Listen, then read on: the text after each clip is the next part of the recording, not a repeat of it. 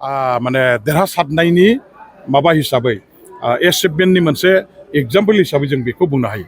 सरकार हिसाबैथ' जोङो बिटिसिआवबो दं, आसामावबो दिनै एनडिएआनो सरकार बानायगोन। बे हिसाबै मोननैबो सरकाराव जोङो दिनै थानानै आरोबाव सरकार सालायसिगोन। बिसिडिसि टिसिएलटिसि जोंनि आखायाव थाजोब्बाय। बेवहाय दिनै बिपिएफनि बादै दस्रा पार्टिनि बाथ्रा रायजो राजाफ्रा खुनुदिन रावबो सिन्था खालामनाय नंला। बिपिएफनि अनगायै सोरबा इउपिपिएल, सोरबा कंग्रेस, सोरबा माबा गुबुन गुबुन दल जे दं, बेफोर हान्जानि बाथ्रा खोथाखौ दिनैसिमहालागै जायफ्रा बेफोर हान्जाफ्राव दंमोन, अब्लाबो बिथांमोनहा बे हान्जाफोरखौ बावजोबसिगोन, गारजोबसिगोन आरो बिपिएफखौनो मोनसे आंगो गावबागाव बेनि रायजोफोरनि ओनसोलनि दल हिसाबै गनायथि लागोन आरो बे जोंनि इलेक्सननि दारैहाय मोनसे बिग एचिभमेन्ट होननानै आं साननानै लायो। दा बेखायनो जोङो नैबे इलेक्सनाव देरहानायनि थाखाय जेसेबां गोजोननाय दं, बिर'धि दलखौ जोङो दिनैहाय साफा हाद्रि खालामजोबनो हानायाव जोंहा गोजोननाय दं।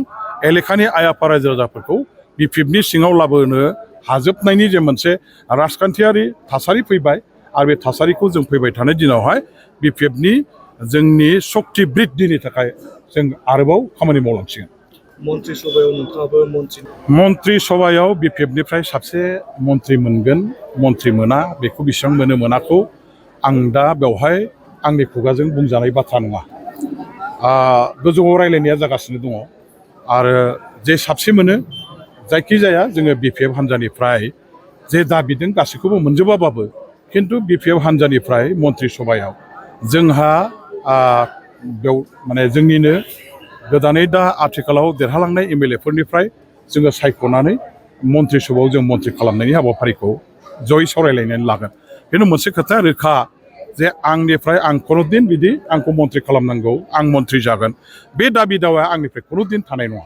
आं बिपिएफनि सासे साधारन कर्मि, साधारन मावथि हिसाबै रायजोफोरनि गेजेराव थानानै खामानि मावबोनाय सासे आङो बिपिएफनि कर्मिसो आरो आंनि थाखाय खुनु खामानिया गिदिरबो नङा, खुनु खामानिया फिसाबो नङा। गासैबो खामानियानो समान, गासैबो खामानिनि गोहो बोलो, गासैबो खामानिनि मर्यादा, बेसेन एबा मुल्यआ एखे। जायखि जेरावखि थाया जोङो गावबागावनि बिबानखौ रुजुननानै दलनि थाखाय खामानि मावनांगौ, ओनसोलनि आइ आफा रायजो राजा समाजनि बिटिसिनि थाखाय जों खामानि मावनांगौ आरो थांनाय 10 बोसोराव आं बेखौनो मावबोबाय थादों। इयुनावबो आं मावबोबाय थागोन। आं जेखि बिबानाव थाया, जेखि दायित्वआव थाया, बेनो आंनि थाखाय उपजुक्त रायजो राजाफोरखौ सिबिनायनि मोनसे प्लेटफर्म हिसाबै लानानै आं खामानि मावलांगोन। बेवहाय आंखौ मन्त्रि खालामनांगौ, मन्त्रि खालामनाङा, बे बाथ्राया आंनि इस्यु नङा।